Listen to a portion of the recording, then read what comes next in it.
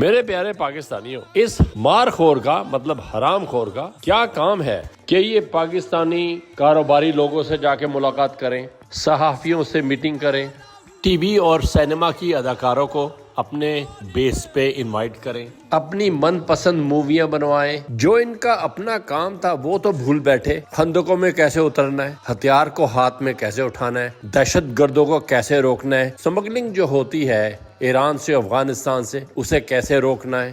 لیکن ان کے تغمے جو ہیں وہ ہیں جائیداد بنانے کے، قبضہ کرنے کے، لوٹنے کے، پیٹرول سمگلنگ کرنے کے، حشیش افغانستان سے لا کر کے پاکستان بیچنے کے۔ یہ تغمے پہن کر کے یہ گھومتے اپنی وردیوں کے اوپر۔ جاگ میرے پاکستانی جاگ۔